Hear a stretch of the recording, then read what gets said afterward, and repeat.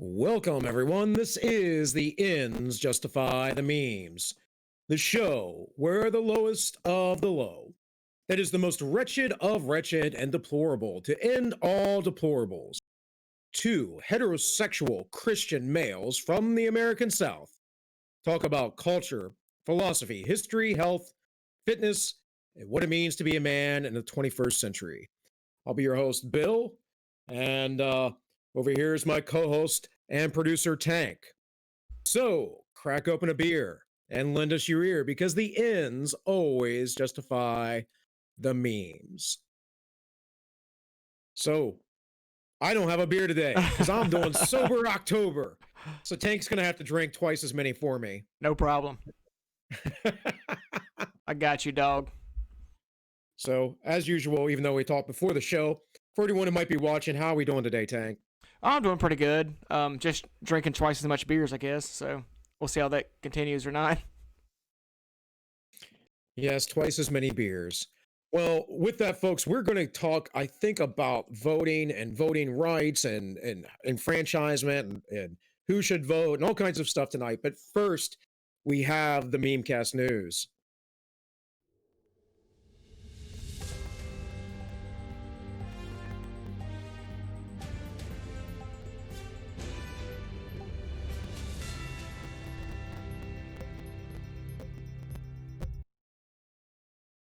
All right, here's our first meme. So bombed October. So bombed October. So those of you who aren't refraining, so bombed October. This is inebriation and points. And apparently you get a lot of points for meth and heroin.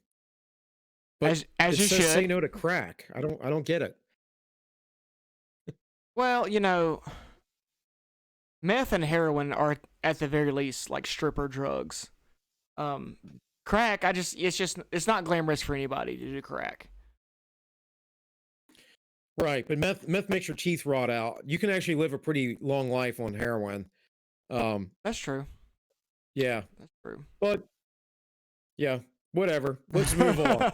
So this randomly came up and I thought, well, gee, I know this life hack. Life hack number one, one of 100. The emptiness inside can be temporarily replaced with many legal and illegal substances.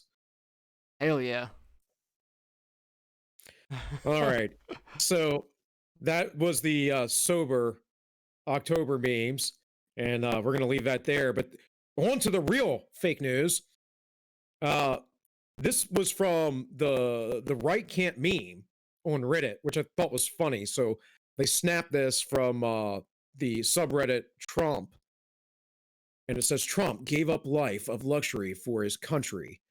And it says Biden gave up his country for a life of luxury. And you should have seen the comments on this, man.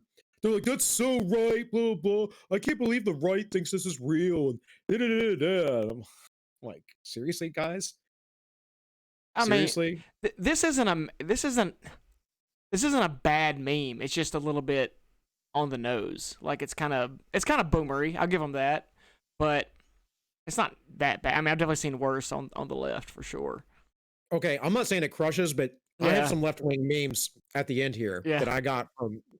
I thought we should feature them. Okay. More often, but let's move on to the left versus the coof.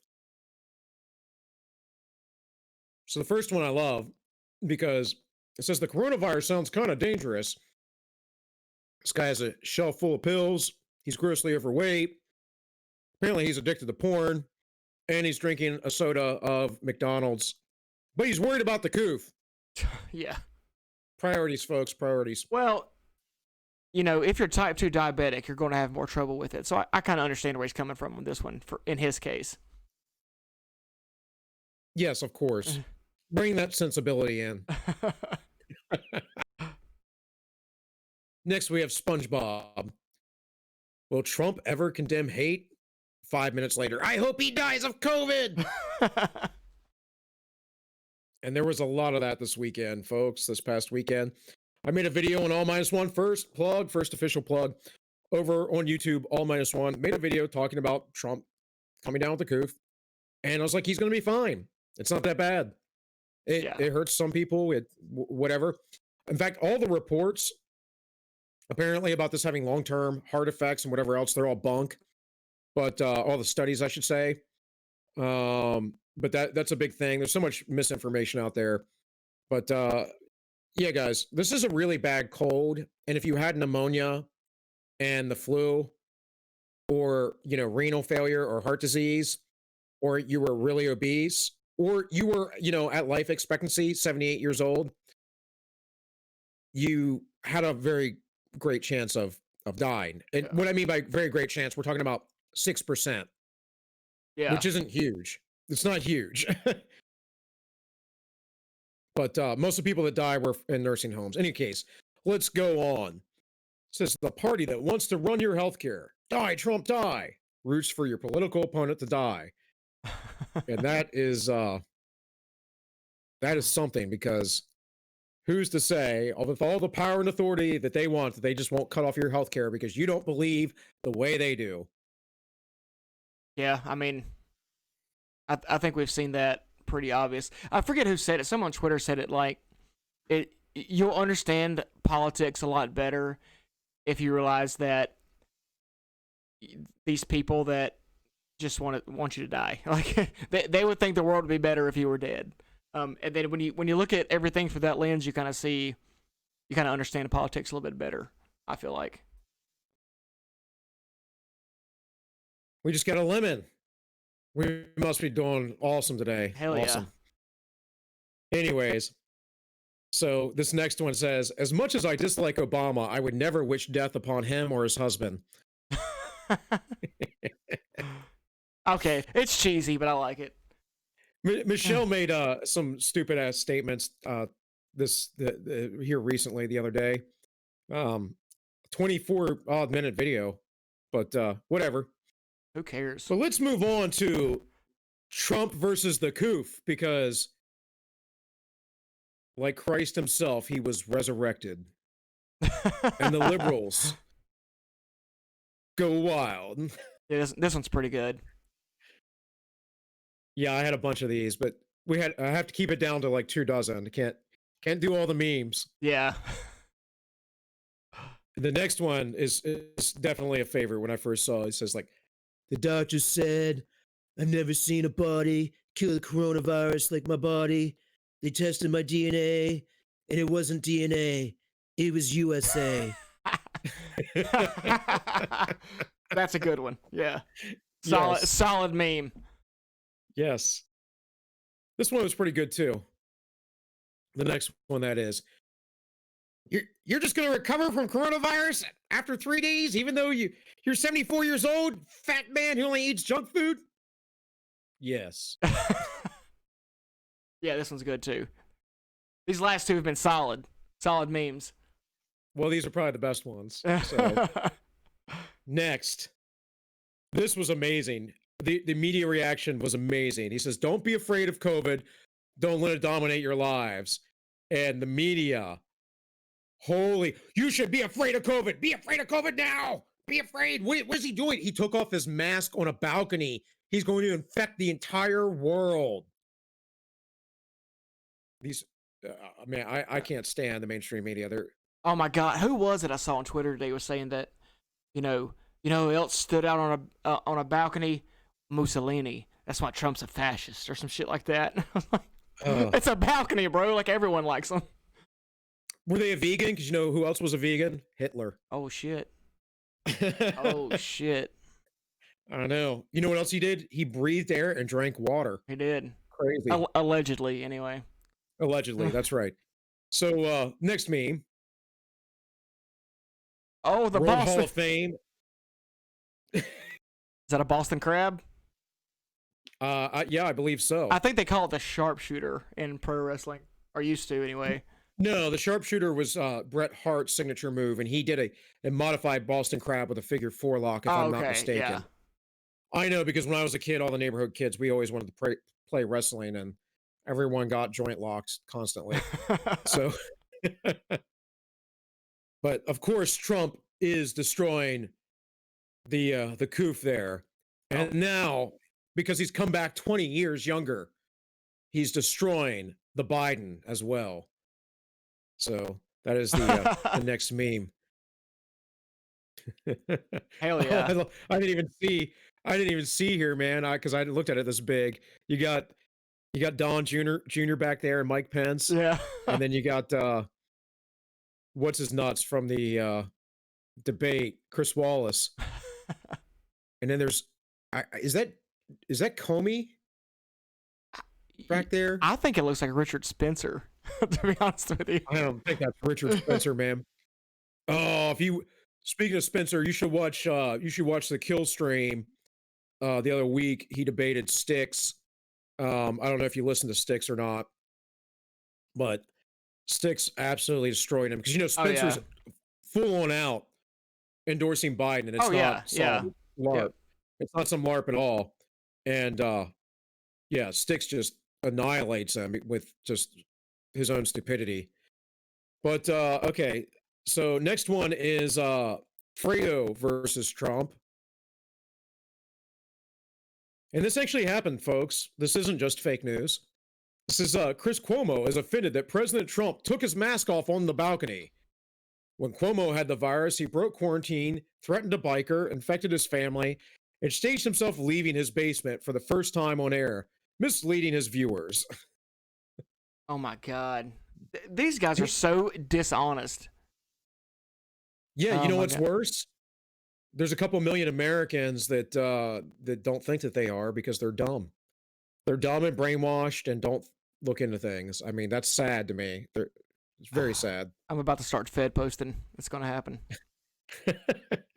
I'm just saying that some people need to go out and redacted. A lot of these redacted.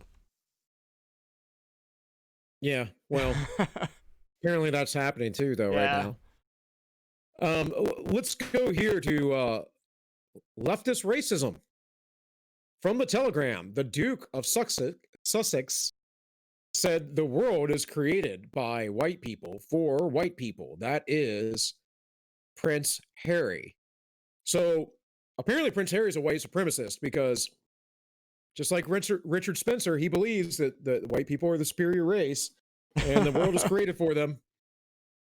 Oh well. I don't know, guys. Hey, what? Didn't I catch him dressed up as a Nazi at a party at one point? I feel like I saw that. He thought it was cool. He thought it was funny. He thought it was a joke. I don't really care if someone does that, but yeah, I mean, I've seen the producers. It doesn't bother me really.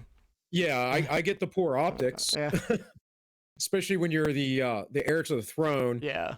Of course, he's renounced all that because of old Meghan. So CNN racism, where rich black people tell non-rich black people how racism prevents them from becoming rich black people. It's all so tiresome. Yes. Yes. All right, let's go to the next one.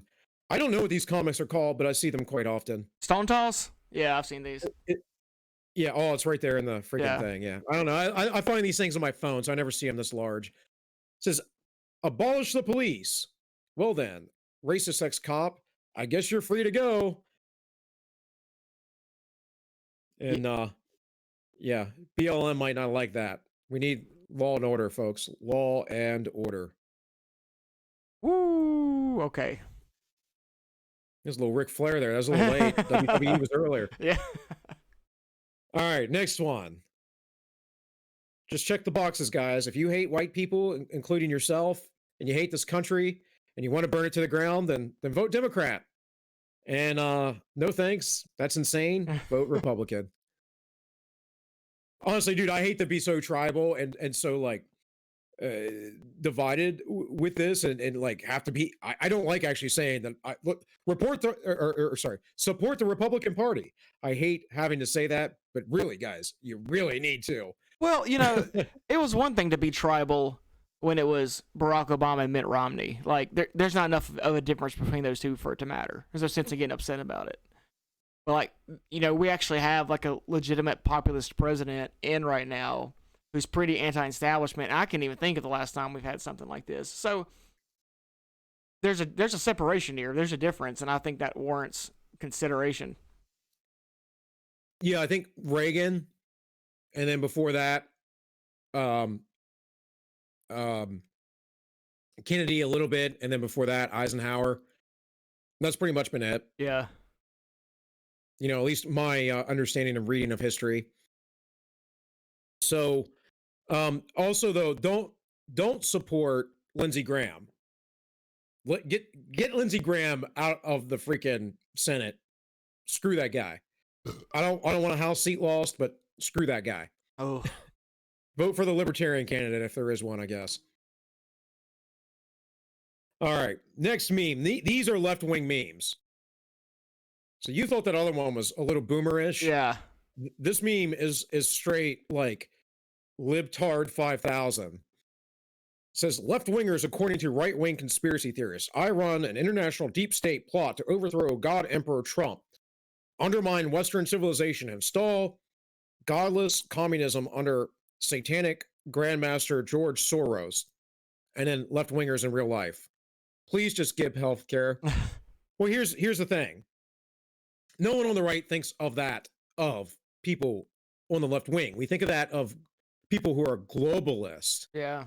And no one calls, except for in jest, no one calls Trump a god emperor or anything like that. In fact, I usually call Obama God King because that's how the left looks at him. Yeah. I like this format though. This isn't terrible. I get the point they're saying. Like, to be completely fair, you're right. Like, it's no one thinks the average left wing person is like this. They think the left wing elites are like that, and they are. That's true. But whatever. Yeah. I'll give them credit on this one. Well, here's my thing. Is the problem is that the left doesn't understand the right at all, because if you look at what they say about right wingers, it's a complete caricature. Oh yeah. Now, I might make fun of lefties.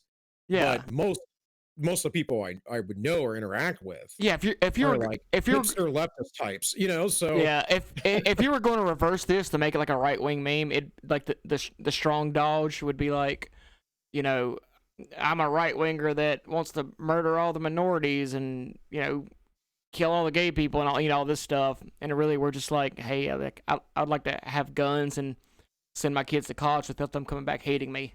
You know, like, right. That's really wasn't one of the Democrats though that wanted to suppress all the minorities. I'm just saying. Well, you know, wait a minute, aren't they the ones that are getting rid of? Aren't they getting rid of the Civil Rights Act in California? Well, yeah, basically. Aren't they asking for segregation again? Yeah. Aren't they saying that all white people are evil? Somehow that's not racist, but yeah. Okay. Anyways, so I got the comments from this too. I do like this site because it is, or this Reddit, it's Toilet Paper USA. So this one guy's like, man, just let me get healthcare and some college debt options. I'm not asking for much. And then they're like, demand more. Then we can negotiate for a much better world. If we ask for a better world, capitalism will lie, cheat, steal, and negotiate for a lot less than is necessary. That's what I'm saying. Like, do you understand this caricature here? Oh my God. This isn't an advantage capitalists have, and is that they understand the art of negotiation. That's why they always campaign on destroying everything and salting the earth instead of getting an 18% drop in corporate tax rate. They got less, blah, blah, blah. What are you talking about destroying everything? You don't even know what capitalism is.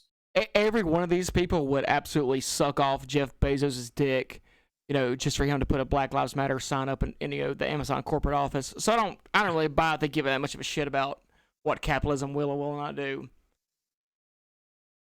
It's just, but that's kind of what I meant. Is like, if you look at that, yeah, for sure, yeah. Let's look at the next meme because this one's definitely ridiculous. Remember, guys, these are left-wing memes. Conservatives, when it's revealed, the black guy who was thrown onto the ground and shot 6 times in the back of the head for jaywalking took a paperclip from his job office. Oh yeah. Okay. Yeah. Well, first off, that's not been the case. Every single one of these people have been scumbags. Every single time. And conservatives actually were all on board with the George Floyd thing until those numbskulls on the left decided to go kill people and burn cities down and loot. So here are the comments. The first one says, they have the same they have the same reaction when they find out a violent white supremacist terrorist who killed several people in one night cleaned a smudge off someone's car once. What are you talking about? Where's the right-wing white supremacist they literally believe that Kyle Rittenhouse went to Kenosha in order to just murder people. You know, I know. Like, they refuse to watch the video, period. Yeah. And they just believe that this little kid was like at home, like carving swastikas in his wall, and he decided to go out and shoot some people. Then down here, like the next one says, not quite, but close. The black eye is to be judged forever by the one misdeed, even if it's 30 years past. Yeah, it's ridiculous. Like, nobody on the right believes this. Nobody thinks this way. It's absolutely absurd, folks. You probably know that if you watch us, but I just can't believe that what I see. I know it's Reddit. I know it's out there. Yeah. But Reddit's god awful. It's also funny. It's amusing to me. Yeah. It's also, no big deal because these people don't go out and vote, so I don't really care. Yeah. All right. So then we have the next meme, which isn't even a meme. It's a literal picture of a Bernie Sanders hosted Biden event in Vermont. And that is Sanders at the podium there. And this was the crowd. Oh my God. This was posted on the Democratic Socialist or something like that Twitter account. Like, they're all proud of it. This is the crowd, folks. So like I said, they don't really vote. Yeah. And then the next one, I cannot believe Bernie keeps cucking out for these guys too. Like, you've been shafted so many times by the Democratic Party, and you just keep showing up. But dude, Bernie's like any other, like, a Democratic Socialist. He's like any other socialist communist. He's not in it for real. I mean, I know there are people that are in it for real, but they're the useful idiots, if you would. But he's in power. He's not in it for real. He's in it for power. I mean, I've never thought that guy was genuine. Not back in 2016, and not since. I mean, in years before 2016, 2012, all that. Never found him serious. He's a fool. He's a dumb old guy. He brushes his hair with a balloon. What else am I going to say? All right, this last one here says, when you haven't caught COVID and you realize not even a global pandemic wants you. Oh, that's a good meme. Poor Joe. That's a pretty good meme. That's solid. Yeah, it's not bad. It's not bad. All right, guys, that's been the Memecast News. Go ahead and play that.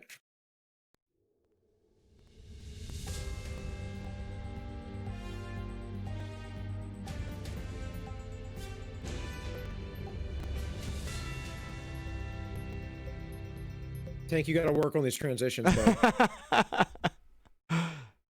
All I can do is look at the screen till it's over, man. I'm not technologically gifted. But some good memes. I feel like that round of memes was pretty good. Pretty good round of memes. Yeah. I mean, I worked on that. I worked on that very, very hard. Collecting meme mining. You don't know how hard it is to meme mime. All right, man. Well, let's talk about voting. And I know in your mind, no one should vote because you want a monarchy. But yeah, okay. Lauren denounced that the other day. By the way, she was on Tim Pool and she said, I've even seen people that are so disenchanted that they want to go back to a monarchy. Yep. And I thought, Yep. I'm like, I do a show with a dude every week like that. Yep. Well, she's a woman, so whatever. Yeah. Yeah, be careful what you say, because I'm going to try and get her on, I think, one day. And okay. I got the connections, so it helps that I actually do know Lauren. So. But yeah, I am one of those. I am one of those guys. Like, it's that's a real thing. Like, not to bullshit, but I'm not the only one. I think we've talked about this in the past. Democracy is kind of shit. So I'm definitely interested in entertaining some ideas about what we can do to fix it or replace it or whatever. But dude, we don't have a democracy. We have a constitutional republic. And the people have been brainwashed into thinking they live in a democracy, which is why they don't like the electoral college. It's why they don't, they don't understand why Trump is the president, because he lost the popular vote and all those things. And it doesn't matter. That's not how the system was set up.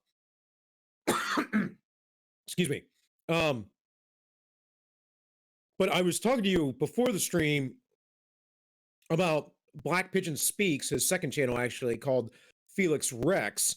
And he made a video last week that I watched that was really interesting because I hadn't thought about it from this perspective. And that he was talking about perhaps you should invest in society, or if you invest in society, you should get extra votes. So for instance, if you instead of being a renter, obviously the first one being like if you're a landowner, you get a vote. If you're in the military, you get a vote, or maybe an extra vote on top of being a homeowner. If you get married, all of a sudden you get a vote. If you have children, you get a vote. If you start a company and a business that employs people, you get an extra vote. So it's like this thing that stacks up. Now, I think there's problems with that. He said he hadn't had it all worked out, but it basically be a tiered system where you, for everything you do for the advancement of society and the culture, you would get an extra vote essentially. So your votes would be weighted. And this is sort of his idea of a solution toward the problem we have with voting now, where dummies go, they don't read anything, they're like, oh, D good, R bad,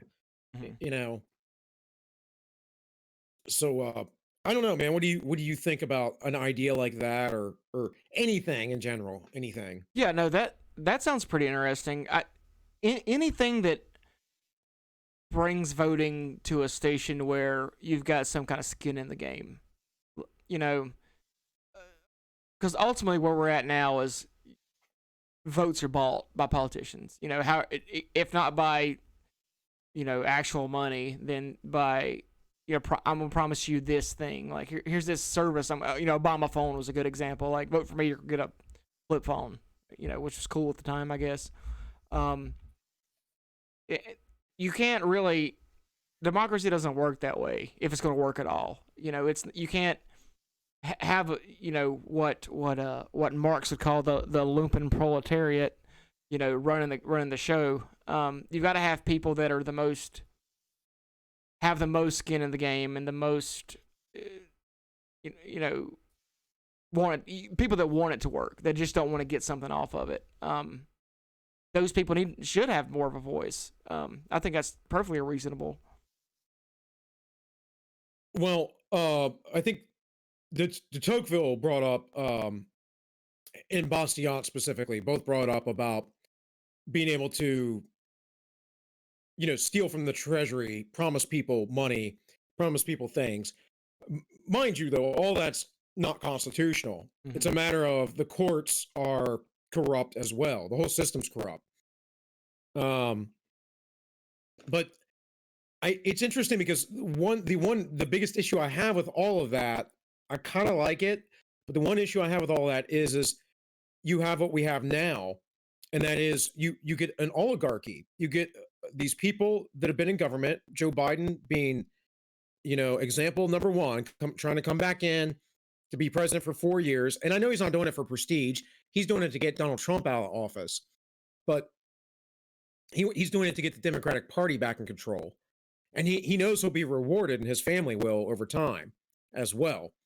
But you have these people that have been in government for 50 years almost, and they do nothing. Or the things that they do make it worse for Americans. And so by the claim of, well, I'm a senator, I should get an extra vote, or whatever else. I mean, hell, I would maybe go as far as to say, maybe those people serving in government don't get a vote while they're serving in government. I don't think that they should be allowed to give themselves pay raises. I think that's up to the people, to be honest with you. Like, Well, I mean, how much money do you need as a politician anyway? Like, especially these guys are going in there already rich. You know what? Why do you need a six-figure salary for? You know, why you need to even live in D.C. In a lot of cases, these senators and stuff, like you just stay at the house in Massachusetts or whatever. Uh, I mean, yeah. I mean, you know, I guess to not beat around the bush here. You know, the system's obviously severely fucked up.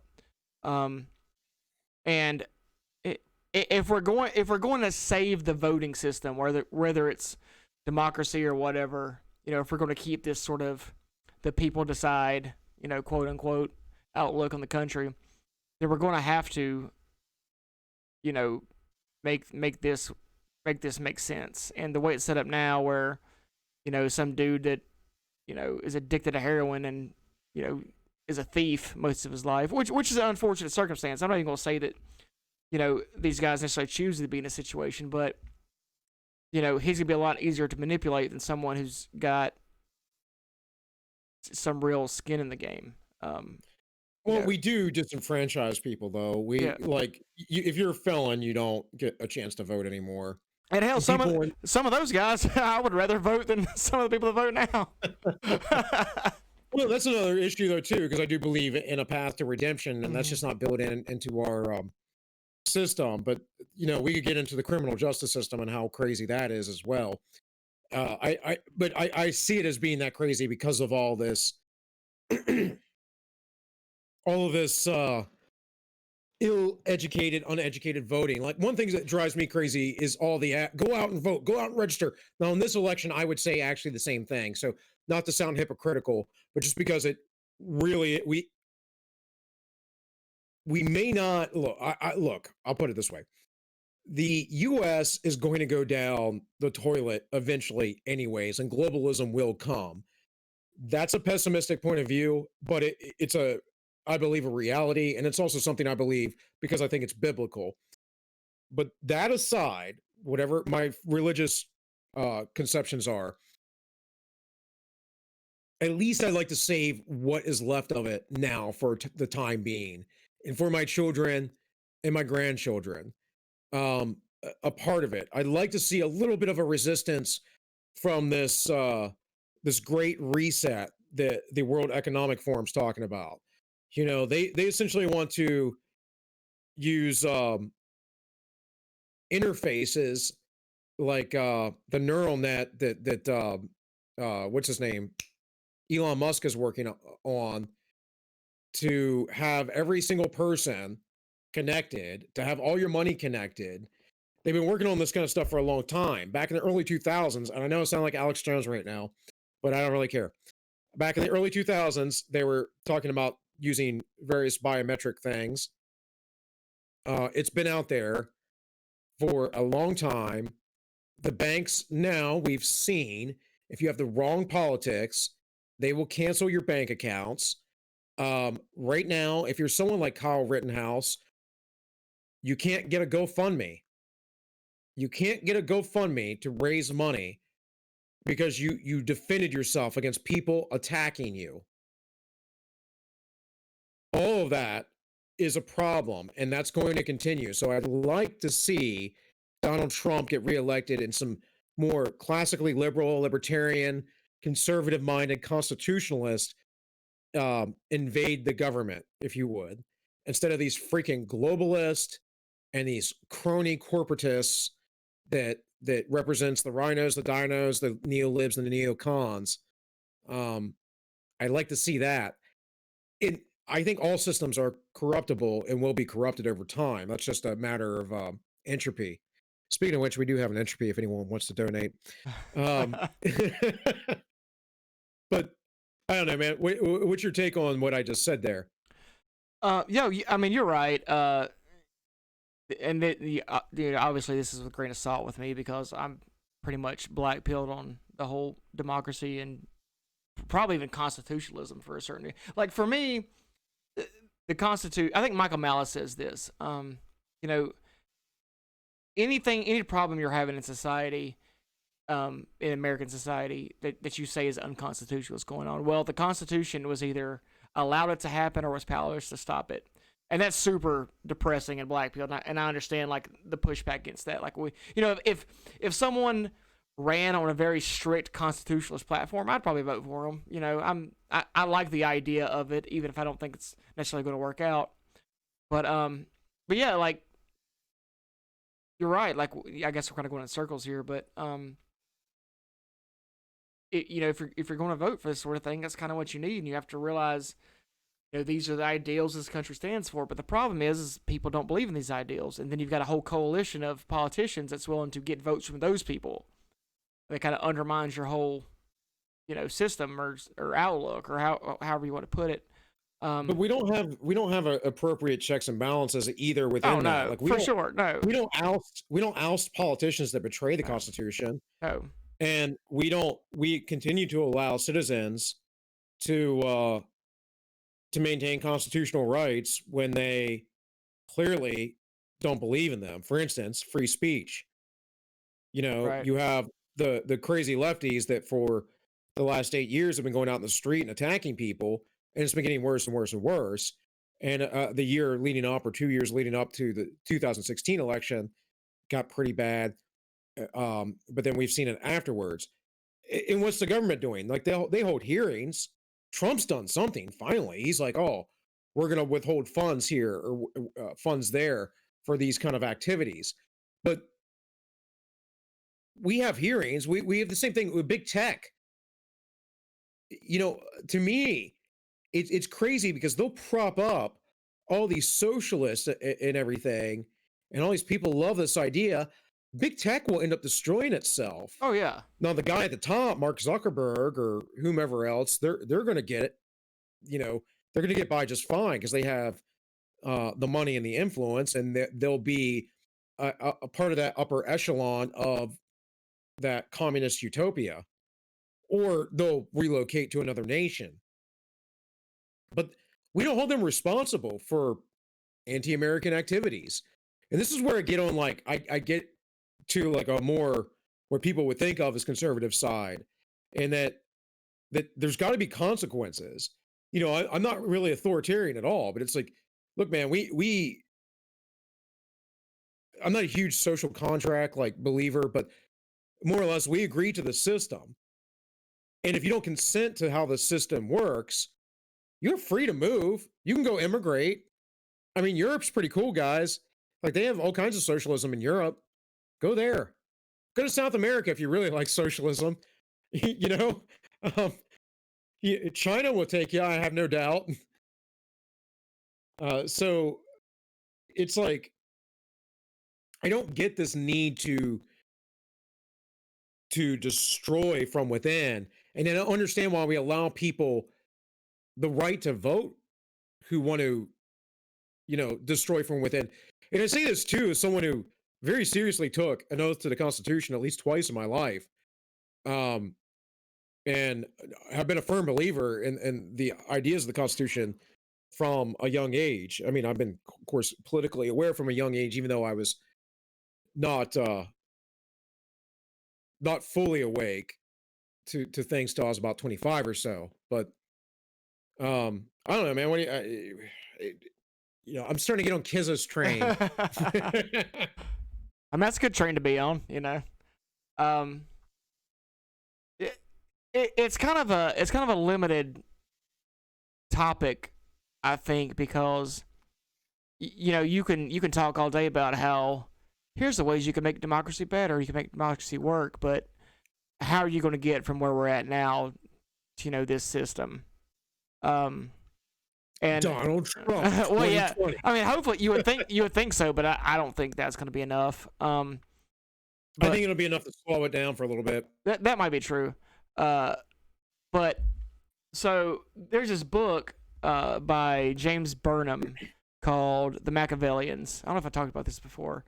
It's on Audible if anybody wants to, well, I don't actually recommend anyone read anything because reading's boring, but if you're kind of interested, and he talks a lot about the Machiavellian tradition, which is not like what you think. It's not necessarily about like super heavy power. This is basically he says, to make it very simplistic, that there's all kinds of government types, and they're really not that different between each other. You're going to have an elite that rules and a majority that is ruled over. It can be good or it can be bad. It can be this, it can be that. But one thing it does kind of say is that democracy, as an ideal, that the masses are going to decide the fate of a nation, is kind of not even possible, in that because your elites going to have so much power that democracy kind of just becomes an illusion anyway. So I wonder if, I know that's super black pilled for a lot of people, but I wonder if maybe that's a better way to look at it. Like even if we're going to be able to vote, we need to really reconsider what's actually going to be able to be voted for. Like you can't vote for policies the way a Community Watch can vote for the color of the grass or whatever in the neighborhood. Well, I agree with you, man, but we knew that. The founders knew that because they knew history. We don't have a classical education anymore, so nobody knows about the Greek city-states and all their experiments in democracy. In fact, that's so lost that the French go, the French think they're the ones who created democracy during the French Revolution. It's like, one, no, and two, that was a horrible example of how things should go. The thousands of people that were murdered, and then something like 300,000 people were incarcerated during the French Revolution. Who knows how many died during incarceration?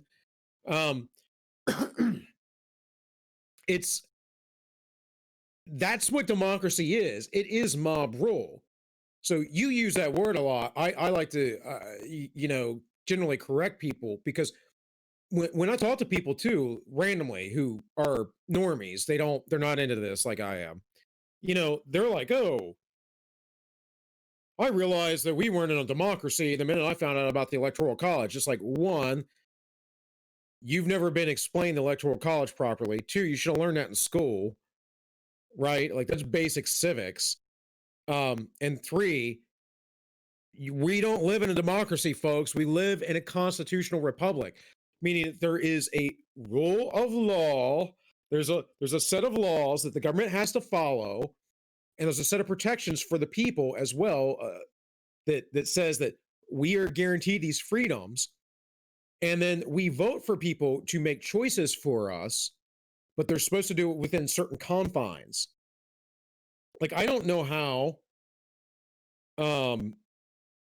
Well, I do know how, because it's the courts, which is why the left, by the way, doesn't want a conservative court. But I don't know how we can justify federal education programs or federal welfare, food stamps, corporate welfare, any of that stuff. It's not constitutional. It's not within their purview within the Constitution. There is nothing in the Constitution that gives them that power. Now, I know how that came about because of things like the Interstate Commerce Clause and what's the other? I'm not going to remember. I mean, I do have a little handy dandy pocket Constitution right here. I could try and look it up real quick, but I don't think I'll find it. But yeah, most of the things that people think that would give the constitutional power to the government, to the federal government, that's in the Constitution isn't there. And the courts have changed it, and we know it's not there because you can just go back to the Federalist Papers and what Hamilton and Madison wrote about. No, they wouldn't mean this, it wouldn't mean that.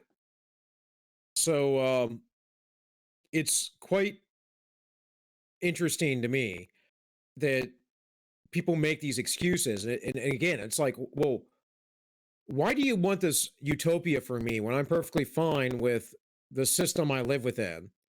Why do you need to force this on me with the point of a gun? We're at the point in our nation where people are essentially being arrested. And I don't just mean Rittenhouse. I mean others, many others, are being arrested for defending themselves. People are being surrounded by a crazy mob. That's democracy, folks. The mob is democracy.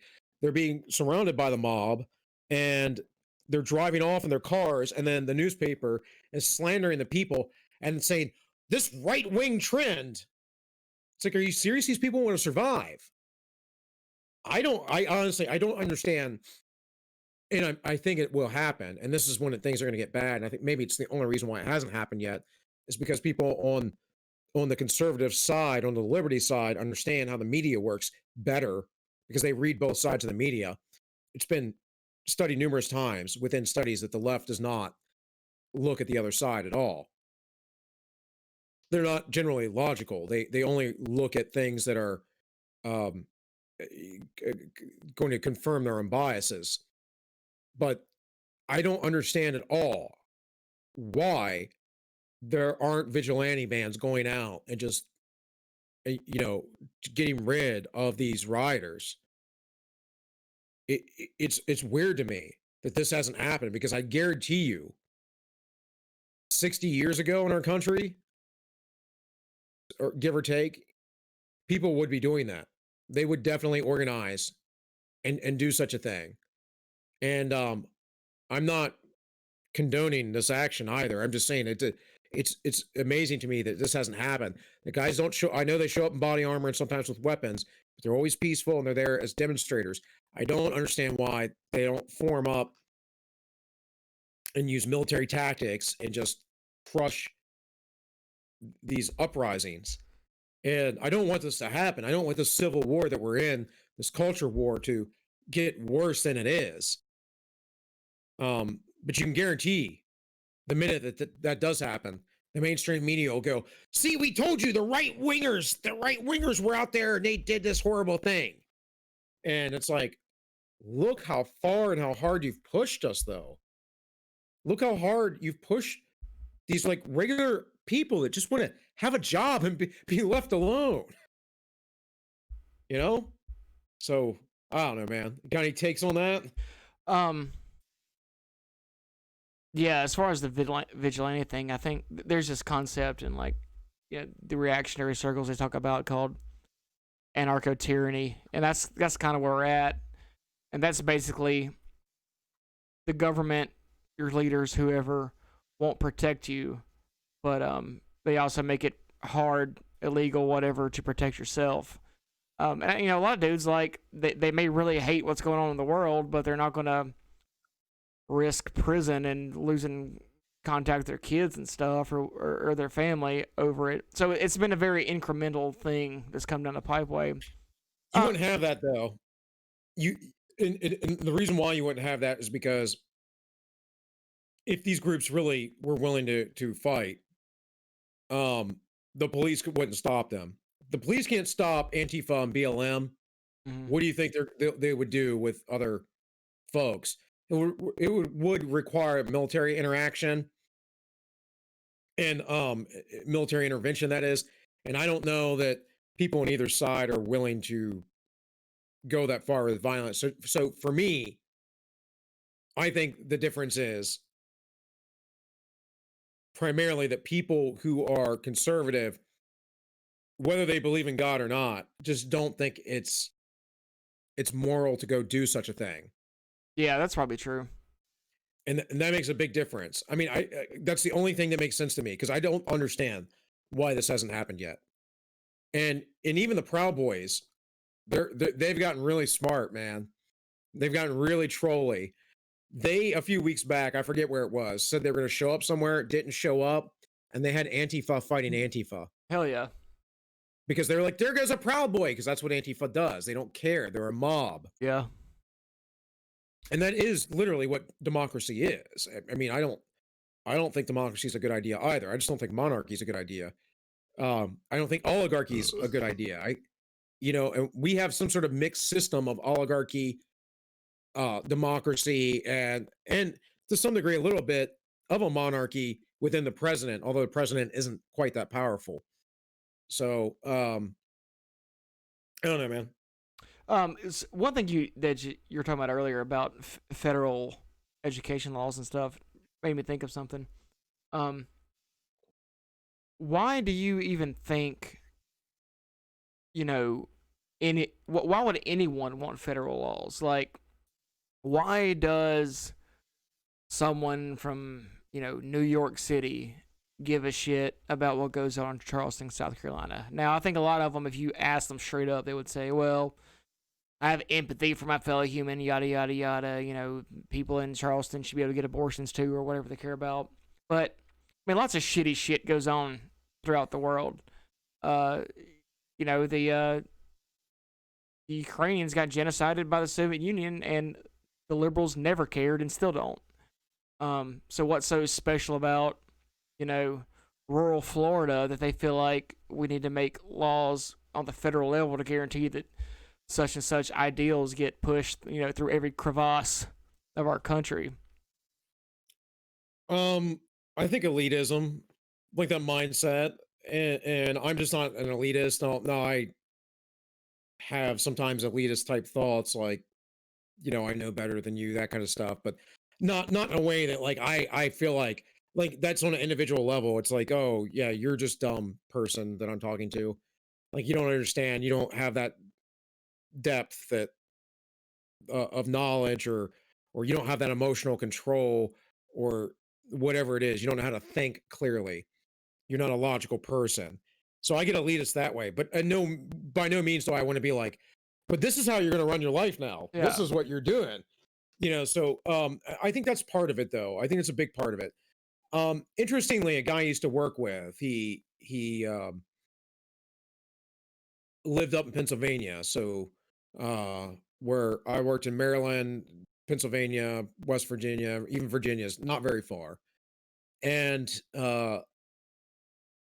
he was talking about how he thought that all these laws should be nationalized because he doesn't like that, and this is so stupid, but just as an example he gave, because he didn't even ride a motorcycle, but he doesn't like that people in Maryland you have to wear a helmet, but in Pennsylvania you don't, and Yeah. it should be the same everywhere. Who the fuck? I'm Who like, cares? why? Like, yeah. Why do you care? Yeah.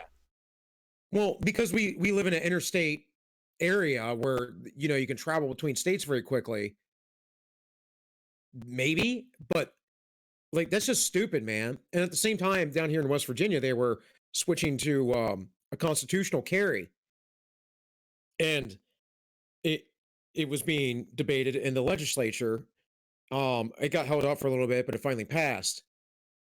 And one of the other guys, I remember in the same conversation, another guy I was talking with he goes, man, what do you think about that? What do you think about down in West Virginia with them constitutional carry laws, man? And I said, what does that make a difference? He goes, I just think everyone's going to start shooting each other up. I'm like, dude, you're insane. You know how many guys we lock up constantly? They get locked up because they got pulled over and they're a felon and they had a firearm on them. Like, they didn't have any legal right. Yeah. And I'm like, I know you know these guys because you talk to them. Yeah. I talk to them every day. And again, They'll tell you. They'll tell you what they did. Yeah, and again, I like knew a guy. Go ahead. like, and even like again, like why would you even care? Like gangbangers shoot each other up in Chicago every day. Like what is it about West Virginians, shooting each other potentially that gets your panties in such a wad? Because they think for some reason the society just devolve into chaos. But at the same time, I heard guys telling me, when Obama got elected initially, that he was going to be assassinated because he was black. They thought that some crazy white supremacist was going to come along and assassinate him. I'm like, that's not going to happen, dude. I'm like, and we're talking about, back in 2008. I'm like, that's not going to happen, guys. Like, America's not like that. We're talking about conservative rural people too, talking this way. Yeah. Like, and they weren't saying this and like, oh, he's black and I hate him and I, da da da da. No, they were just saying because he's the black president, there's going to be someone out there who will try and kill him because he's the first black president. Never happened, by the way. No attempts, never happened. Why? Because Americans aren't like that. Yeah. That's something from the far past. You might have a granddad like that. You might have a crazy uncle. There might be someone in your family. I get it. That's not the majority of people, though. And I almost guarantee you, they're not going to be overtly racist like that. Yeah. The only overt racist I see are all on the left. I think I mentioned this earlier today. Number two on all minus one. So the video I put out right before we went live, I think I talked about this briefly because I was talking about how Trump isn't a fascist and the left actually are more fascistic and they just blame Trump for all the issues they've created over the years.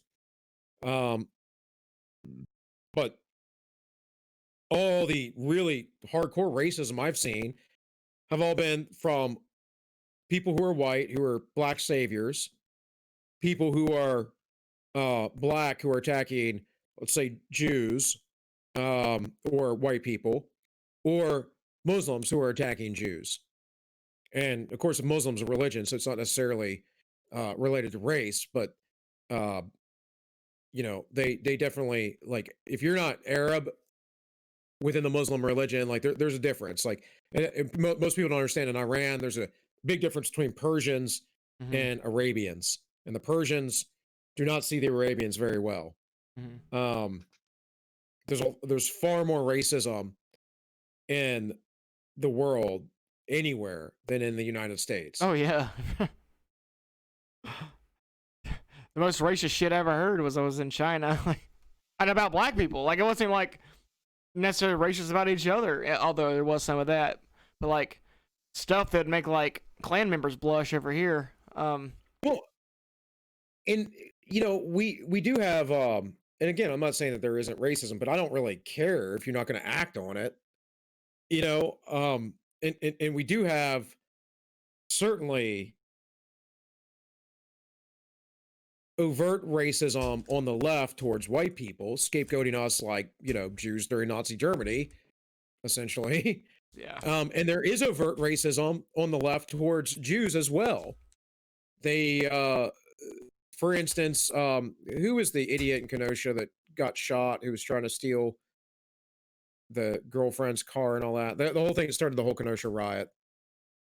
Oh, what was his name? I didn't forgot. Was it Jacob Blake? Was that his name? That's it. Yeah.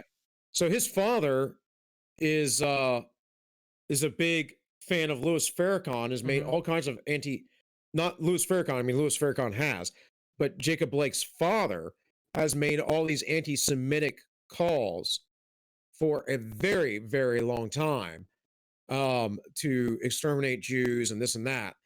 And it's the same, like white people oppress me, keep me down. Is the white person putting the crack pipe in your mouth? Or is he making you drink? Or like the guys I know that would get pulled over with a firearm and be a felon, the reason why they got pulled over is because they were at the strip club drinking and doing had done some drugs or whatever, and they were driving erratically, and then that's how they got busted. It's like the white man made you do that? No.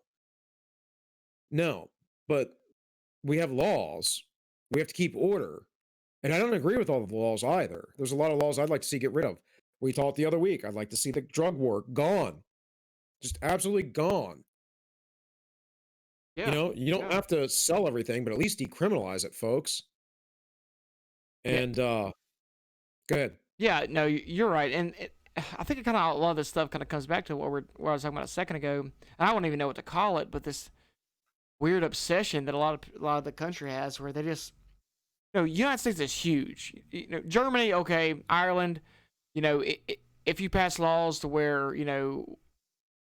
federally, that makes more sense because Ireland's so small. You don't want your neighbors to be crazy because that's going to affect you. But why the fuck would someone in like Portland give a shit about someone in Wyoming? If that's so far away, it doesn't really affect them.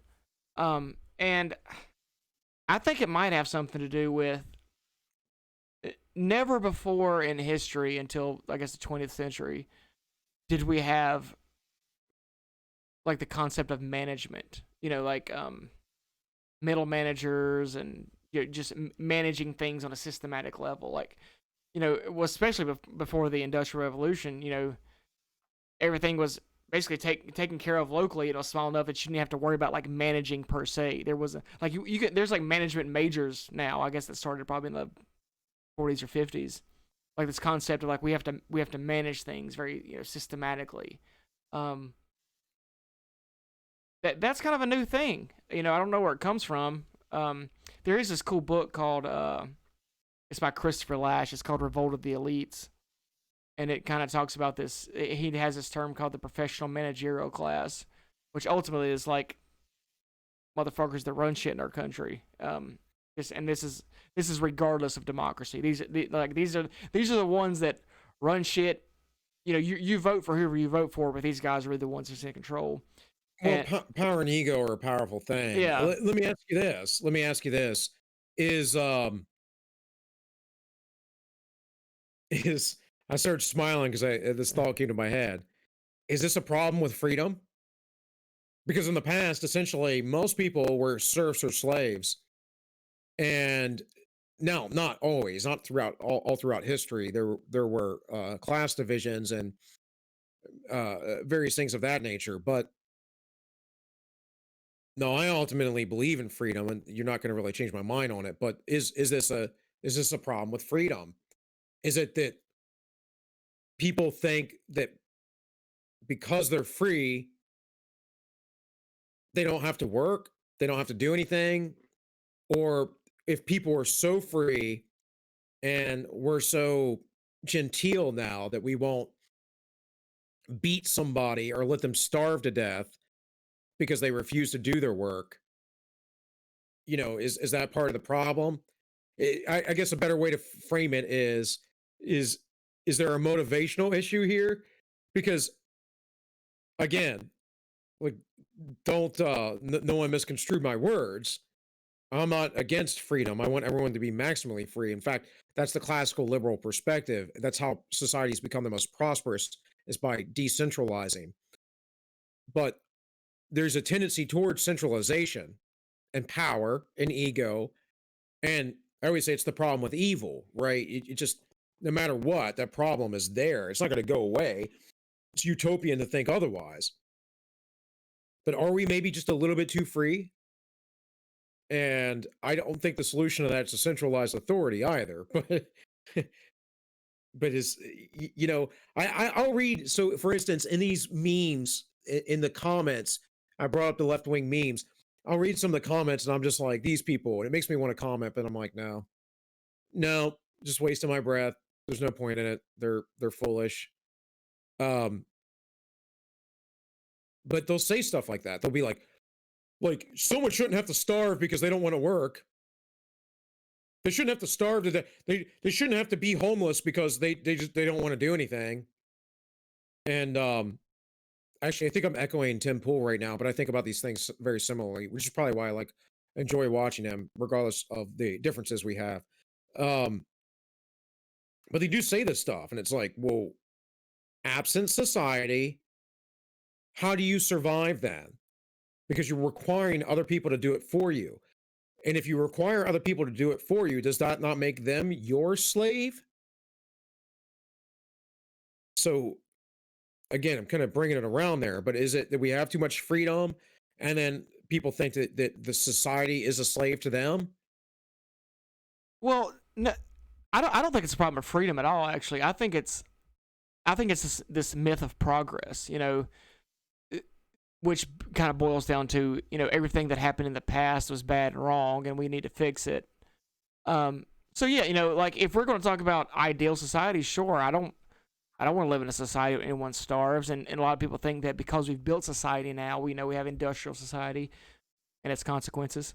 To quote Uncle Ted, it's that no one should starve. And wait, I thought he was your friend. You're related now. It is what it is. But yeah, if you ask me, I don't want to see anyone starve, but in the United States, no one really does starve. As a matter of fact, people's got so much food that we have an obesity problem. So this concept of progress, where we're going to build a nation where food insecurity, is not a thing. Okay, well, you've pretty much built it, but the problem is you've replaced food insecurity with refined carbohydrates. So now people's got plenty of food. Even in the food deserts, people have plenty of food, but it's not healthy, and you've kind of just traded one problem for the other. For me, back in the past, you had, different religious organizations or whatever, or maybe even government organizations that ran soup kitchen type things or whatever, to do the best they could. And I think that, Look, I mean, the church my sister and my parents go to, and my wife is a member of, I don't really think I'll ever become a member because I don't really believe in doing such a thing. But that's me. I'm particular yeah. about stuff. Um, but they do a ton of charity work and that kind of stuff, and that's where I think that stuff should come from, actually. Mm-hmm. Um, but I don't know, man. I mentioned to you before. I'm pretty sure on here about having a conversation some years ago over Facebook in a group where someone was trying to tell me it was cruel that they were saying, how is someone supposed to afford rent in this place or that place when they only make so much money? And I said, get a roommate. Yeah. And they said, that's cruel. And they Okay. said, you would make a single mother get a roommate? And I said, yeah. I was a single dad. I've had roommates, folks. Like, you do what you got to do. And I made decent money, but it helps. Um, like they told me that was cruel though. So, or is it that we're just in a society of a bunch of unrugged wusses? You know, that expression, rugged individualism. Mm-hmm. Like, if you're a frail twink, maybe you're going to be less of an individual. I don't know. Well, Um, in individualism or not, a lot of the problems these people are complaining about are new problems. So, in my uneducated opinion, if it's a new problem, then you need to figure out why it's a problem now and it wasn't in the past. what's a Uh, problem of luxury? We've talked about yeah, that. well, yeah, we Before. definitely have a lot of consumerist issues that definitely need to be ironed out. But why is single motherhood such a common occurrence that this needs to be something we need to debate? Um, back in the day, you were a single mother because your husband died. Normally, um, you loved him very much. He died in the war. He died whatever happened. Now mothers begin their motherhood single in a lot of cases. Um, and Well, that actually, I don't know, man. Like, just to push back on that for a second, because what we see or what we have seen is a lot of teen motherhood, a big explosion from the mhm, 70s onward through until the early 2000s, and there's been a drop off.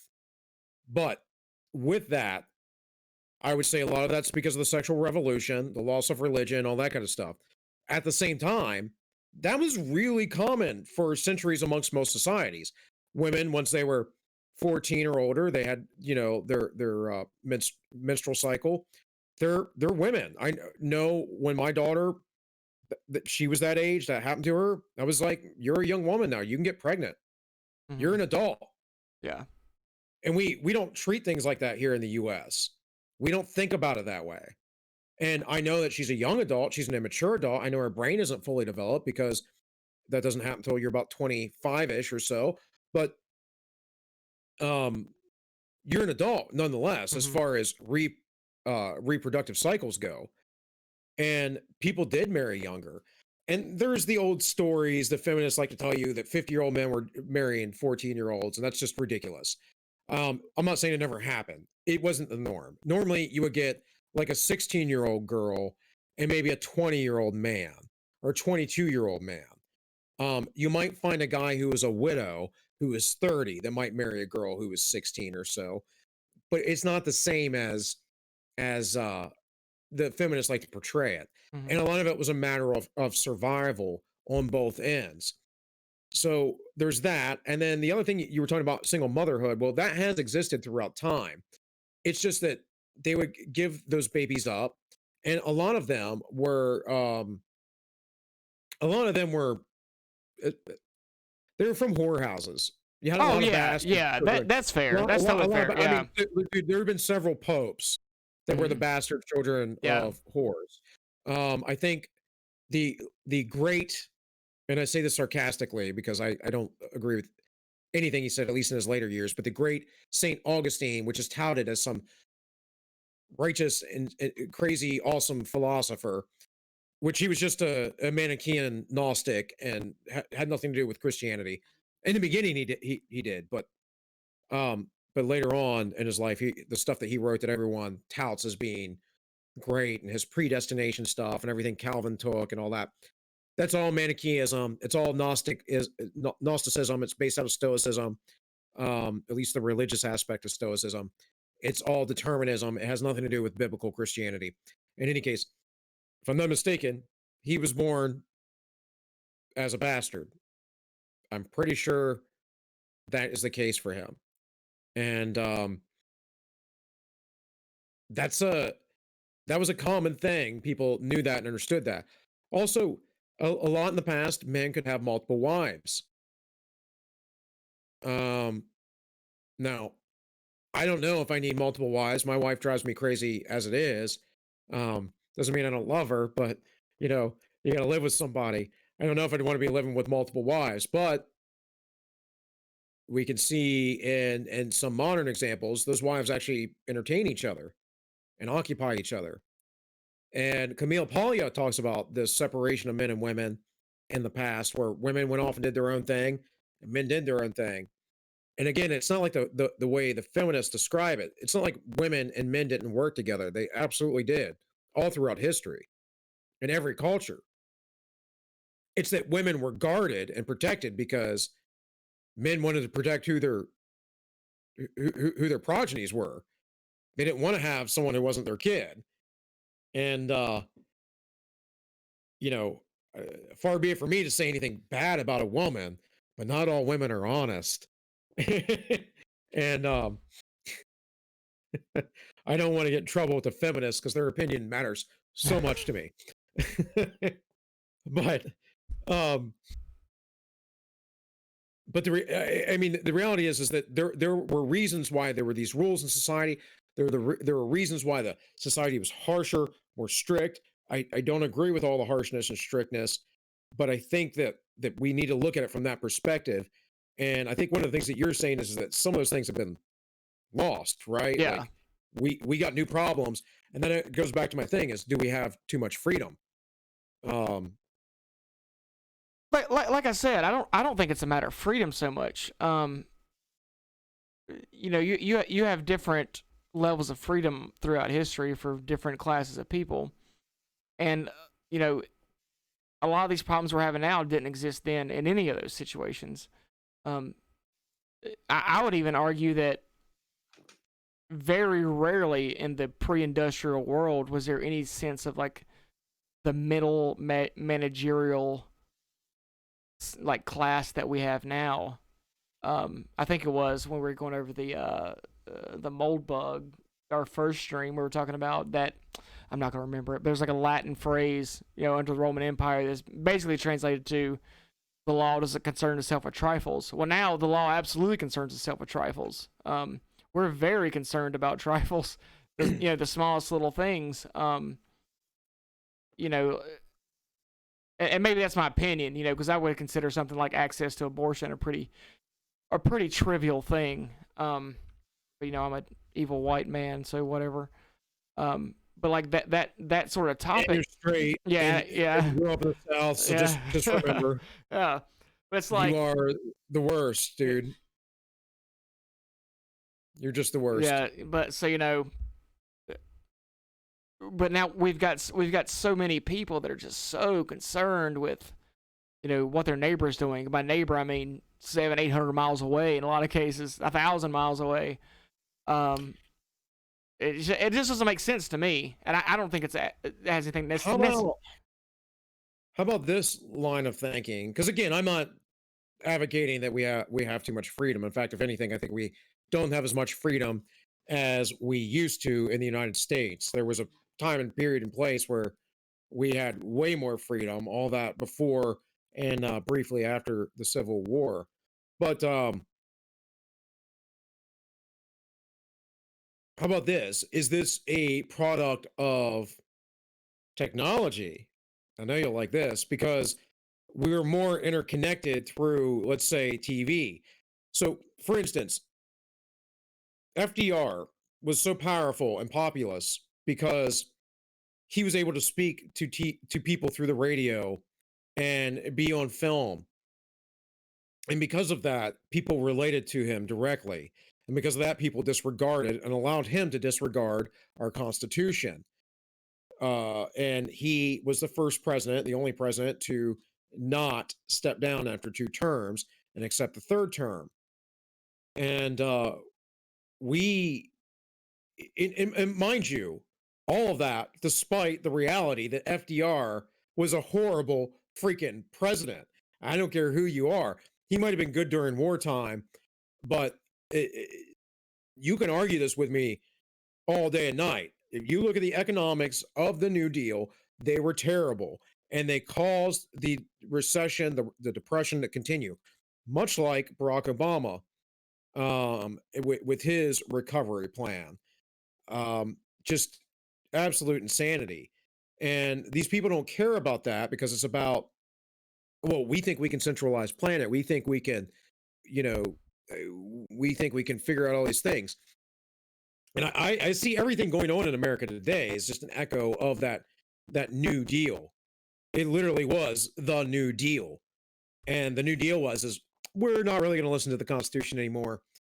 But he was able to get away with that because of that. And now we have this technology of the interwebs where people are communicating, people can find information way easier than they could before. Whereas before you had to spend hours in a library or you had to be an academic, and now there's just information everywhere. And you have all these people like us, just sitting around, having a beer like you or me eating some cheese and having a conversation, spreading our ideas, and people can see it. Mm-hmm. So I think that decentralizes knowledge, and I think that's a good thing because centralization of knowledge is a bad thing. It's what made the printing press so powerful, is it decentralized the knowledge. But that technology at the same time makes people feel connected to people miles and miles apart. Like I'm talking to you, and you're a couple hundred miles away right now. I could just as easily talk to someone in England like we did the other week, like Kizza. Yeah. Who's an ocean apart. And again, I think that communication is a good thing, but maybe that technology is what makes people think they can or they should dictate how your life is lived. And also, I think a lot of people that are of that mindset have never traveled anywhere. Yeah. I mean, I find that a lot. There's an old picture of there was like a journalist. I saw it brought up recently on Twitter. Someone brought it up. There's a journalist, some journalist was flying over the Midwest and was like, posted something on Twitter and was like, I wonder why they lay out their land in all these grids like that. What's that all about? And people are like, agriculture. Yeah. You dummy. Like, what do you think you eat, bro? Yeah. Well, if you grow up in New York City or wherever he was from. Oh, yeah, for sure. I definitely think this mindset is almost 100% rested in the urban centers. Absolutely. As far as the technology question, I'm sure it helps. I'm sure it helps bring this mindset about. I definitely think that this mindset is a post-industrial mindset for sure. I don't think. But we're talking about being connected, and I don't necessarily know that some guy in New York City is necessarily connected in any real sense to someone in, I don't know, Memphis, Tennessee, or I guess like a more rural area of, But he has the illusion of connection. Well, the illusion. I think maybe, but I also think it might have something to do with like he's like, hey, these guys look at the rural South or the rural places like the person that got picked last for the team. Like, we're on the same team, but I don't really like you. Like, I don't want to be on your team. And you'll see this a lot, like, a lot of Democrats and stuff will say, we have Trump as a president. The world's laughing at us. The world, fucking farmers in Vietnam don't give a shit what's going on with President Trump. Like, it's not a thing, you know. This idea that the world gives that much of a shit. Justin Trudeau gives a shit, but fuck him. Like, say it to my face, pussy. Like, but like most people don't. The world doesn't care that much. They feel somewhat embarrassed because they see these guys that are not part of their tribe as being a representation of their tribe, nonetheless. And I think that's part of it. So I don't know if it's connection. That might be considered connection. I guess that's how you want to look at it. But I don't know. What do you think? Well, I mean, look, man, it's interesting that you have these people who did grow up in cities all their lives, and they think things like, it's still a big trope to assume that people in the Midwest, which is weird to even think this because the Midwest is mostly white, and just because people, black folk, didn't migrate there eventually, like they went north. Mm-hmm. But people in the Midwest are all racist, or people in the South are all racist. And what's really crazy to me about that is that in my mind, people are more racist the more north I go and the more I get into a big city, depending, but they are, than if I go south. With the further south I get, you know, we get into deep Dixie or whatever you want to call it. Like, those folks have learned to integrate and live together, and they did in the first place. Yeah. Like, I'm not sitting here being a slave apologist or anything, but I'm one to believe that a lot of people in the South who grew up, there was slavery, whatever else, weren't the worst people ever. There were slaves because they had slaves. Now, sure, there were definitely horrible things in slavery, and there were horrible slave masters. But I don't think that having a slave meant you had to be terrible to a slave. Right. And so there was this thing in the South that came up together. You know, Jesse Lee Peterson talks about this a lot because he grew up on a cotton picking farm, and he talks about, he's like, when I was growing up, when I was doing that in the 50s, he's like, no one was talking about racism. No one talked about that. He's like, there's a white man, you respected him, you respected me. It was the way it was. And it's interesting that, again, these folks in the cities are the ones telling us all this stuff. Mm-hmm. These folks with these Ivy League educations, they're perpetuating a narrative that they have no experience with. It would be like me talking about, let's say, the Middle East based on things I heard from an academic, despite the fact that I've been to the Middle East. I've been everywhere in the Middle East, so I wouldn't dare speak of every culture or anything within the Middle East, but I do have some understanding of it. Or Croatia. I didn't even know Croatia existed. Of course, I was a young man until pretty much I was on my way there. And I love Croatia. Croatia's a great place. Lots of beautiful women. Very easy just to sit around and watch beautiful Eastern European, Mediterranean women walk around. Very, very enjoyable day. But my point is there's a lot of small-mindedness, I feel like, in the elites. That's always kind of going to be my answer, right? It's these people that are snobby and they don't know what they're talking about. And and when I even say elites, I don't even mean people with money. Like, you can be a poor elitist. Oh yeah, for sure. Yeah, if you're you know, the journalists for the New York Times probably don't make that much money, but they got a lot of power, a lot of influence. I'm not even talking about that. I mean, I have friends that like, I have a friend, I'm not going to mention her name, and she's probably not going to watch this, but she did. I don't care, because I've known her forever and have that kind of relationship with her. Just be like, whatever. But she works for the Board of Education, and she's very elitist. She's very lefty. Right. She's not making, a boatload of money. I mean, some of those people she might be making $80,000 or $100,000 a year, which is nice, but she's not making, like, millions. But that's what I'm saying, that kind of elitist. And there's people that make even less that have that kind of mindset. And a lot of them too are dumb. It never amazes me when you talk to someone legitimately dumb, and again, I'm not trying to put anyone down, I'm just saying, when you're talking to someone who's not very smart, but how they misconstrued things so much, how they misconstrued your actions, Mm-hmm. like your intent of things, how they think that they can tell you the most insane, ridiculous lie, obvious lie, and they think that they're a good liar. You know, so how much easier is it for someone who isn't that bright to get caught up into some idea that's appealing to their emotions that they don't really fully understand?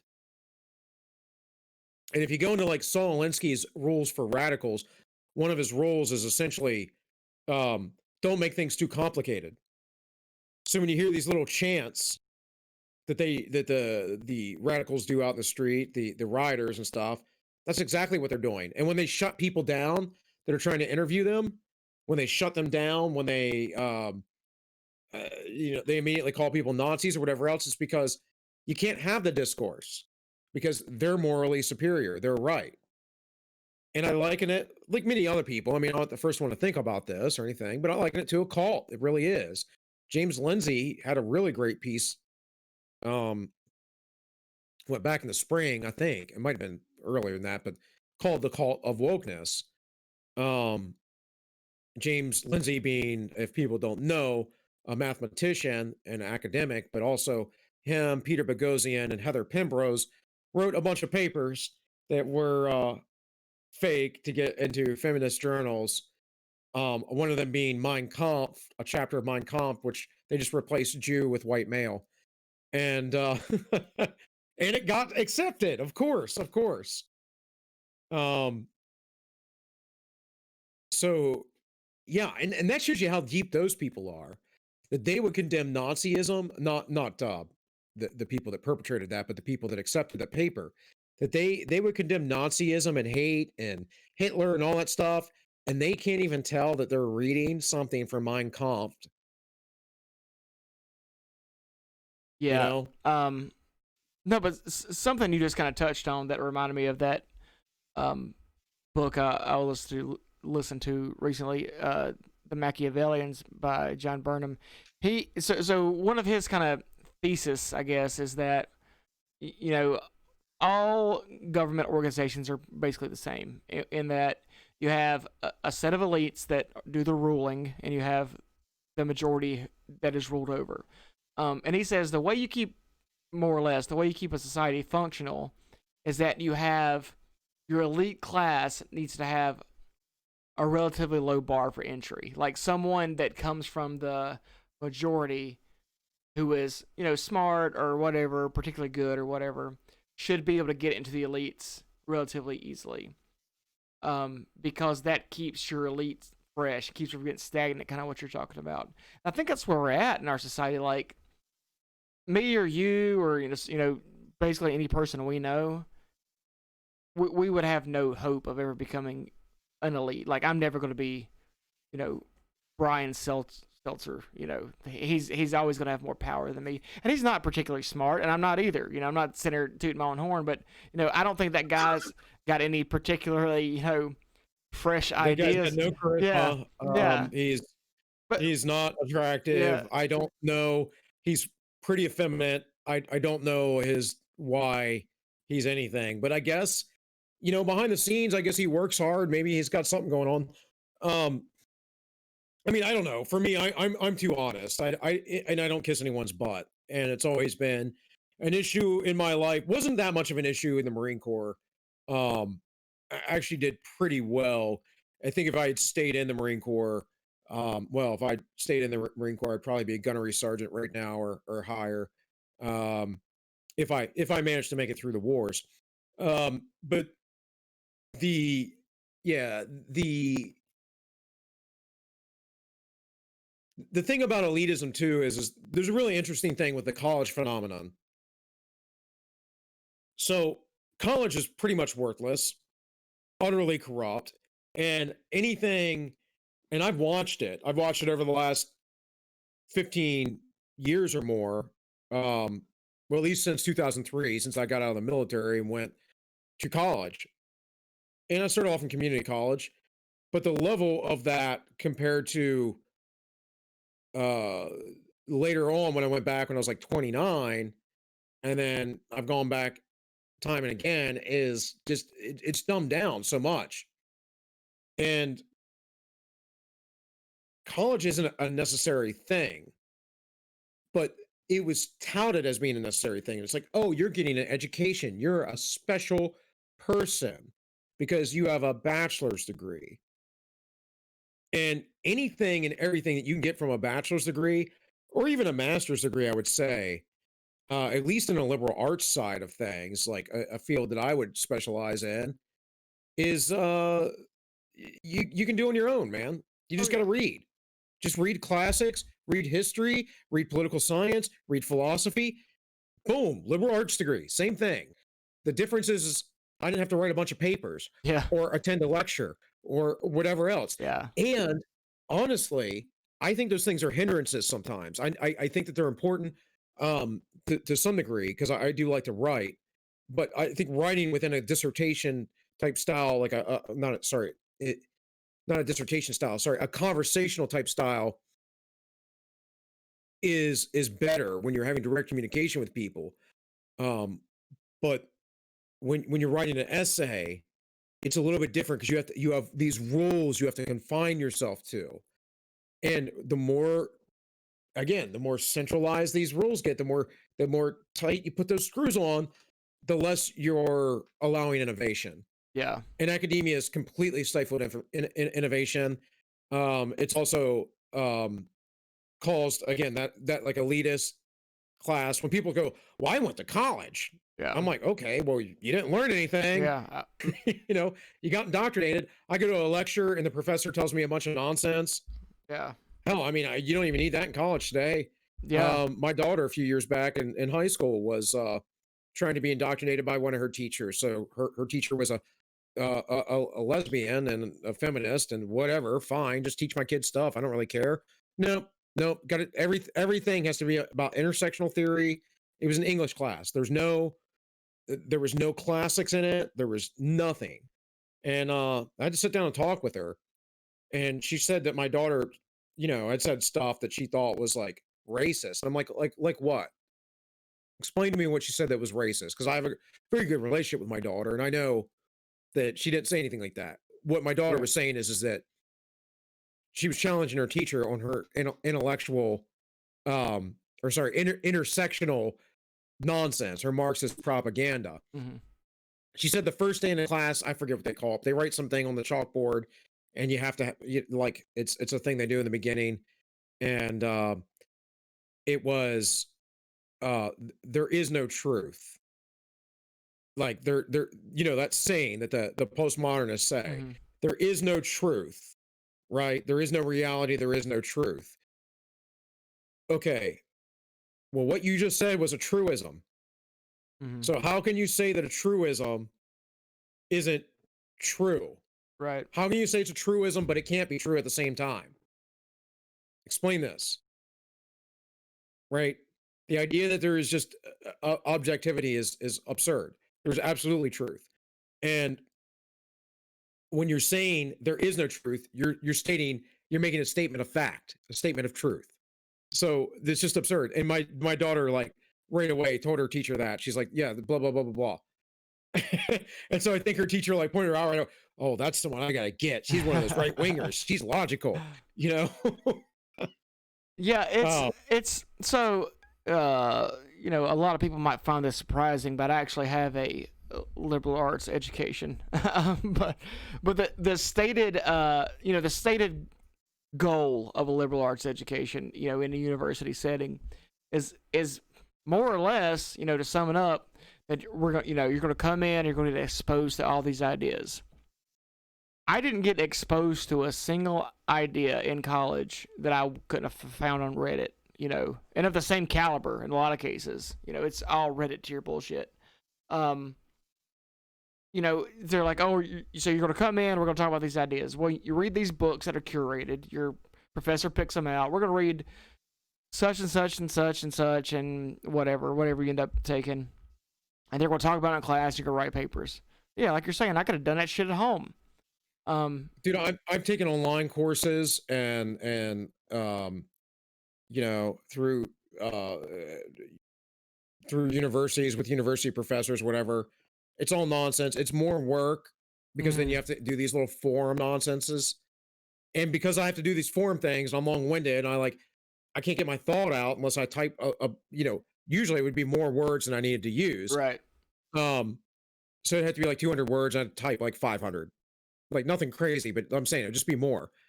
And people would read my stuff and I would read their stuff. You're supposed to critique it. And I'm like, I don't know how to critique anyone's stuff without being mean because Yeah. this is bad. And my dad, who's uh, 66, he's gone back to school recently. He's never been to college. So he's trying to work his way straight through to get a doctorate. And my dad is doing this a lot because a lot of his work is online and he's seen this and he's like, this is insane how horrible these people are with that, with all this stuff. And my dad has had to learn how to do all the citing and all that stuff. And again, that's all nonsense to me. I hate that. It's changed so many times. I don't know why the American Psychological Association is the main use of citing anymore, but it is, and that doesn't make any sense. I should be able to cite something any way I want to, as long as you know where I got the source from, as far as I'm concerned. That's the thing. If you get out and you write a book, you really can cite it however you want to. Right, right, History books like Chicago format. That's what I studied history in college, and right. but I've read plenty of history books that were not Chicago format. So I mean, what's the point here? But why do we have to standardize all that too? You know, you can annotate. Okay, I'm using Chicago or APA or whatever else there is out there. Um, was it MLA's one of the other ones? I forget. Yeah, MLA is like the big one for like lit and stuff. Right, right. But um, why do you need to standardize that? If I can figure out where you got that source from, if it's direct, and by the way, it's pretty easy. Write the name of the freaking book and put the author in it, maybe the year, and like that okay, I know where that book came from. Maybe the publisher if you want to go that far. Um, but yeah, I think it's one of the stupidest things, and that's one of the stupid things they push it in colleges, and they've been pushing. I've seen this change too, where they're like, well, you can't plagiarism's a big deal, and you can plagiarize yourself. I'm like, no, actually, that is technically incorrect. You cannot plagiarize yourself. Plagiarism is stealing someone else's work. I can steal my own work all I want because it's my own work. Yeah. Like, you can't plagiarize yourself, folks. You go to college today, they tell you that. It's insanity. But my point is that I was saying about the forum thing is like I would see these people's things, and people would say to me, they'd be like, "Wow, you write so well." Da, da, da. Oh, I didn't even think about this or whatever, and I'd comment back because I had to, and I'd be like, "Yeah," I said, you know, they'd be like, "Well, you know." Someone would say to me, "Well, you got to cite this or that," and I'm like, dude, this isn't an essay. I don't have to cite anything. It's a forum." You know, it's Yeah. like there are different standards, it's different Go means. back to And then I'd be Reddit, like, bro. yeah, and then I'm like, I'm dyslexic. You know, I mentioned that to somebody. I'm like, no way, I had no idea you're dyslexic. It's like, well, just because I can read and write and think doesn't, you know, you didn't train to do any of that stuff, or you're just not good at it. You probably shouldn't be in college. And like, I've met morons with master's degree. I mean, literally, like people that can barely do basic things with master's degrees. I don't understand these things, but they have a master's degree, so they're special now, and that brings on that elitism. So, anyways, that was a long tangent off in the weeds there, but yeah, I think that college is just a big part of the elitism, and from what I've seen, and I'm a guy who has an associate's degree in nothing, so but from what I've seen, like it's a waste of time and money unless you're going to go in a very specialized field, and it gives people big old ego because I went to college and it's like, yeah, you just regraduated high school, folks. Like, at least when I went through high school. Um, Oh but yeah, but I think it kind of comes from this like I was saying before, we have this need to have a managerial class, so we have things like college to fill the roles of the professional managerial class in our society. Um, which really just means we're going to take some person who may or may not be smart, put them through, rigmarole of all the, college or grad school or whatever, and then give them a job which may or may not even pay that well, because they're knowledgeable in maybe one specific aspect of something. Like the idea that of creating well-rounded people in our education system isn't a thing anymore. Um, like I would say I learned a fair bit about modern Chinese history when I was in college because I wrote a thesis on it. But other than that, like I don't remember half the shit I learned in college. Well, but what academia has done too, man, is they've tried to centralize that knowledge and keep it away from the masses, like literally. It's you can buy textbooks. Don't get me wrong, but you don't necessarily know what you need to buy.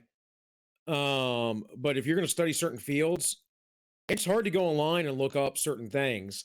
It's easier to go to college and get more in depth in certain things. The issue is you're going to get instructors, teachers who don't know what they're talking about telling you about things.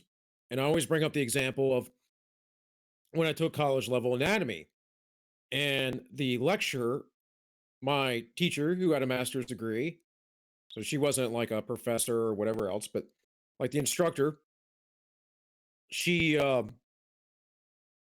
she started going on about how saturated fat was the bad fat for you. We were talking about, molecular biology. And I challenged her on it because I'm like, that's utter nonsense. Now I didn't give her that hard of a time because I wasn't going to hold up a whole entire class over some position that I hold that's based in actual science because I know how to read scientific papers because I have half a brain. But um it's like she's telling a whole class full of 20 somethings this, and I'm like 35 at the time or however what I was. Um and I'm like, no, I've been reading about this for like the last 10 years and no, you're absolutely wrong. It's been completely debunked, but this is still being taught. And no one's going to question it. Some of those people are going to go off later on to medical school. A lot of them are going to be nurses, whatever else. You want to talk about experts and elitists? Man, go in the medical field. See how many people are obese. See how many people that just have bad dietary habits. If you want to get if you want to get completely black pilled on the managerial class and how shit it is, look at the history of the food pyramid. That is absolute madness. Oh no, I know. I kind of did a whole video on that a few weeks back on all minus one. So it's number 3, all minus one over on YouTube, guys. That is my main channel. This is the live show. Should mention though, if anyone does watch this, we are on YouTube with replays on the ends justify the memes. But we'll cover all that at the end here. We do have an entropy that's up if anyone wants to donate or comment over there. And no one's watching tonight, but that's okay because we got debates coming up here in about 15 minutes. Okay. So, but yeah, man. No, I know the government intervention and all that stuff, but this is what I'm saying though. Why has our society is essentially like, I've believed this for a very long time now, 10, 15 years now. Our society's like, mommy, government, give me teach. It's like, at some point you got to grow up. Why are you listening to the government for anything when they lie to you constantly? And then people want to point fingers and blame. And again, I know a lot of this is because people aren't that bright. And again, I'm not trying to put anyone down. I'm just saying, that's part of it. Some people aren't bright. Some people, they don't have the time. A lot of people, the majority, I would say, don't care. And then the rest, it's like they want to. Well, it's just about teams. And don't get me wrong, I love the sport of politics. It's entertaining to me, very much so. As much as it also angers me. But what happened to being an independent thinking person? And what happened to the idea of a Renaissance man? What happened to the the Socratic method? What happened to basically being your own individual philosopher? See, everyone back in the day would have grown up with a classical education. That is what, Tank and I are actually kind of specialists in, is that liberal arts type education. No, I sought after that because I've always been a fan of the humanities, and I grew up as an artist, and I just think it just fits into my personality. But I'm also infinitely curious, and I know not everyone has the curiosity that I do, personality wise. But why would you cede over your own responsibilities, or your own I don't know. Basically, why would you give someone else power and authority over you, over your own life? Like I just don't understand it. I'm at the point now where obviously I'm doing this, but I don't really want to work for anybody. Like I would go work for somebody if I knew that they were probably a cool person to work for and they would let me do my thing. But I'm just sick and tired of that managerial class you're talking about. Just idiots trying to tell me what to do. It's why I lost my left my last job, and not only that, but my boss did something absolutely, utterly immoral, and I was just like completely disgusted. And I'm like, "Yeah, peace out, bro." So I don't I don't get it. I don't get it, Tank. No, I mean you're right. Yeah. But I think that's something. Maybe we could do another show on this at some point, talking about this concept of, the professional managerial class and how it's kind of affected our society. But a lot of the problems stem from that concept that we need to cede over our, you know, we need to get all of our ideas from the experts. I even think that concept is probably pretty new. Like you might have had like a, well seasoned blacksmith or something back in the day, but the way we feel like we have to it's I mean, just take the coronavirus. Obviously, we need to listen to the experts. Well, the CDC just said that coronavirus now travels via aerosols when they said that it didn't in the past. And you can say 8 months later, yeah, right? 8 months later, and, this stuff's insane. yeah, and you It's can absolutely insane. I watched this guy on YouTube the other day. This English fellow. Um, Apparently, he really does not like right wing politics because he was kind of a jerk about that. But he was talking about all the studies and the misinformation and scientific this and that. And he made a bunch of really good points, and I almost gave him a like, but some of the stuff he said I disagreed with because I've seen other scientists and other papers for myself. And he kept talking slightly ideological about how bad the Republicans and Trump messed up things in the states. And I'm thinking, how? How? Because the experts said 2 million people were going to die. They said 800,000 or something like that after that. And the 200,000 that did, I'm sorry, folks, they didn't. Yeah, they might have passed away because the coof put them over the edge, but they didn't go because they were healthy people. And yeah. most of them, a large percentage, 70%, if I'm not mistaken, were nursing home patients. Yeah. Well, and the funny thing, someone found a old tweet or something from Dr. Burks that said, if we do everything perfect, only 200,000 people will die. I'm like, so that means we're doing pretty good, right? Like, I feel like that's Well, the reality is, though, I mean, the reality is only 10,000 people have died from it directly by itself. And that is sad and tragic. But those other people had the flu, they had pneumonia, they had all these comorbidities. And if you look at the CDC data, I made a video about that the other week. It is purposely put out there to confuse you. Guys, I'm like, by nature, I'm an analyst, so there's no way, or, you don't have to agree with me, but there's no way around it in my mind. If you look at this and you look at how other sources of data that use the same statistics, the same sources of information, and how they break it down, they do it in a clear, concise way that people can understand. The CDC purposely muddles it. And supposedly, I heard something in the wind about, I can't recall exactly what it was, but Donald Trump, they were purposely withholding certain information from Donald Trump because they don't like the Trump administration.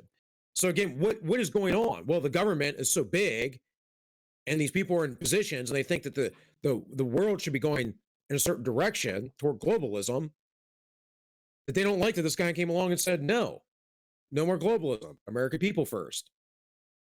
And frankly, I think we don't need a CDC, but if we're going to have one, then it can't be partisan, and it's got to get shit right. And if people within it can't get things right, then they need to be excised, man. You need to fire them. And that's just the way it goes. And that's another thing I see a lot is incompetent people being rewarded over and over again. You know why? Because they do what they're told. And we talked about this the other week when we were talking about law enforcement. I saw this in my last job. My boss couldn't get anybody good to stay because only the people that kissed butt or basically the yes men were the only people who were willing to stay because they were willing to put up with the nonsense. And everyone else that he would try and screw over or get power over, they'd be like, screw you, guy, I'm out. I mean, personally, I got HR involved all the way up to the university level. Because I worked for the WVU hospital system. So I went all the way up to Morgantown and was like, yeah, buddy, we're and trust me, when he pulled the stuff he pulled on me, I was really upset, and I didn't eat or sleep because I was like, I had no idea what was going on. And I was like, what the hell? And then I got my head around it. And I was like, all right, you want to play games? We'll play games back. My wife had a job interview in New York, and he called me up the day before and was like, well, all right, well, we need to get you back to work. And I'm like, well, dude, I don't want to tell you, man, but you decided you weren't going to give me any paperwork and suspend me. And then I had to make a big old stink about it. And I didn't know when I was coming back to work. And my wife and I already made these plans. She has a job interview, and I told her I'd be there with her. Yeah. So, not my fault. Not my fault. But I don't know, dude. We should leave it at that because my wife does want to watch the debates with me. And they're starting here in a couple minutes, I guess. All right. So, I don't know. You got anything else? No, that's good. I guess we'll just pick up on something else next week. All right, folks. Well, thank you for watching later. Doesn't look like anyone's watching live tonight. But in any case, we are live every Wednesday, 7 p.m. on DLive, the ends_justify_memes. Replays over on YouTube, the ends justify the memes. I am on my own channel on YouTube, all -1. That is like all minus as in less than 1. And Tank, you need to get us on some audio platforms, I think. We do have an Anchor account. Not all the episodes are up on there yet, but we do have it on Anchor for the time being until Spotify kicks us off. So we'll see how it goes. Yeah. Well, I don't think, again, we're that spicy. We're just chatting. Well, plus, people have to pay attention. So, yeah. But we're going to do it regardless, folks. So if you missed the live show, go watch us, leave a comment, all that good stuff. We'll try and get back to you. And remember, the ends always justify those memes. Hit that outro, Tank. I'm talking about all the way to the top, yeah.